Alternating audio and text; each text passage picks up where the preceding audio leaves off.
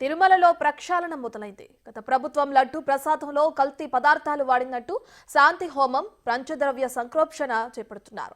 తిరుమలను పూర్తిగా ప్రక్షాళన చేసి పవిత్రతను కాపాడడమే లక్ష్యంగా 3 రోజుల పాటు పవిత్ర యాగం జరగనుంది. ఉదయం 10 గంటల వరకు శాంతి హోమం పంచద్రవ్య సంప్రోక్షణ జరగనుంది. బంగారు బావి వద్ద శాంతి యాగం చేయనున్నారు. శాంతి యాగం కోసం 3 హోమకుండాలు ఏర్పాటు చేశారు. 8 మంది అర్చకులు, 3 ఆగమ సలహాదారులు పాల్గొంటారు.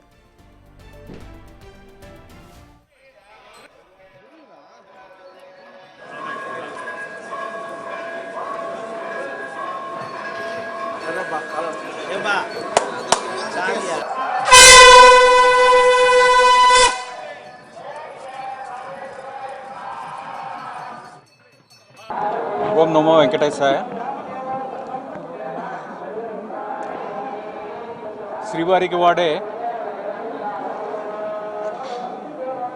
ఆవు నెయ్యిలో దోషం ఉండడం వలన శ్రీవారికి సమర్పించే నైవేద్యాల్లో అపచారం ఏర్పడింది. ఈ అపచారం తొలగించుకోవడానికి ప్రాయశ్చిత్తంగా శాంతి హోమం నిర్వహిస్తున్నాం. ఈరోజు ఉదయం 6 నుంచి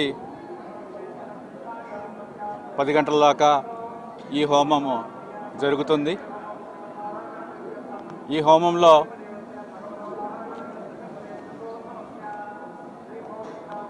ఈ హోమం పూర్తయిన తర్వాత పంచగవ్యాలతో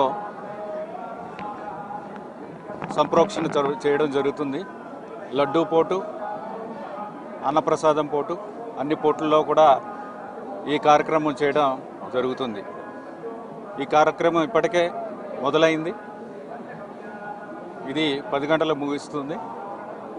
10 గంటల కల్లా ఈ సంప్రోక్షణ కార్యక్రమం ముగించిన తర్వాత ఈ భక్తులందరూ కూడా నిర్మల హృదయంతో శ్రీవారిని దర్శించుకోవడానికి అవకాశం ఉంది. ధన్యవాదాలు.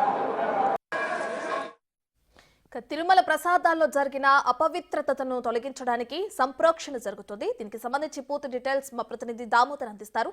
రైట్ దామోదర్, 3 రోజుల పాటు జరగనున్న ఈ శాంతి హోమానికి సంబంధించిన డీటెయిల్స్ ఏంటి? ఎప్పుడు ప్రారంభించే అవకాశం కనిపిస్తుంది? శ్రీవారి ఆలయంలో సంప్రోక్షణ కార్యక్రమం ప్రారంభమైంది.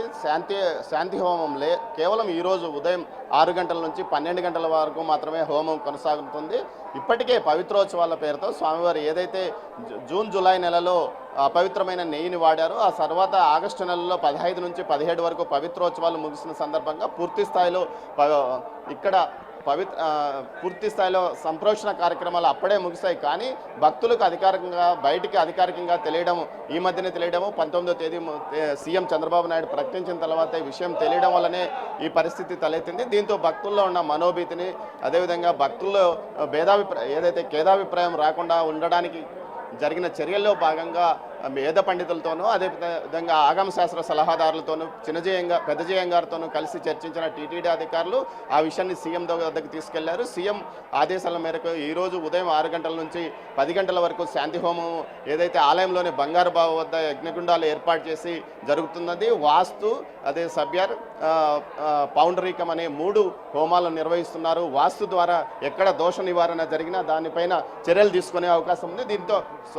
ఈ విషయాల గురించి మనతో మాట్లాడడానికి ప్రధాన అర్చకులు వేణుగోపాల్ దీక్షితులు ఉన్నారు. స్వామి, ఎప్పుడు ప్రారంభమైంది, ఎప్పుడు ముగుస్తుంది, ఎలాంటి యాగం లోపల కొనసాగుతుంది?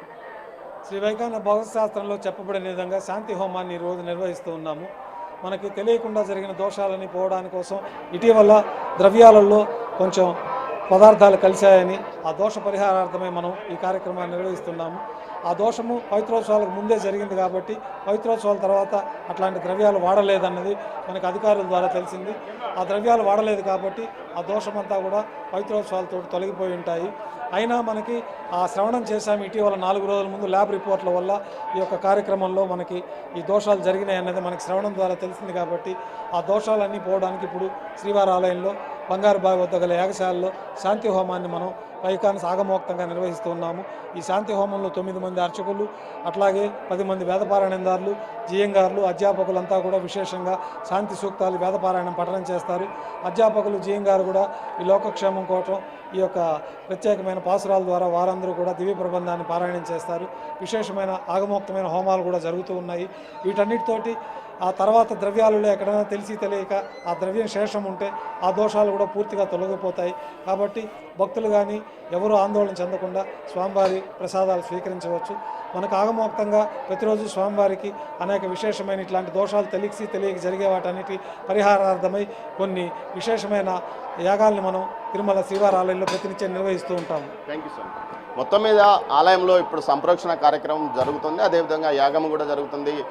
ఏదైతే 10 గంటల లోపల యాగం పూర్తి అవుతుంది, తర్వాత పూర్ణాహుతి ఇచ్చిన తర్వాత భక్తులు ఎలాంటి భేదాన్ని మనసులో ఉంచుకోకుండా స్వామివారి దర్శనాన్ని నిరభ్యంతరంగా చేసుకోవచ్చు. దీనివల్ల ఎలాంటి ఇబ్బందులు ఉండవు.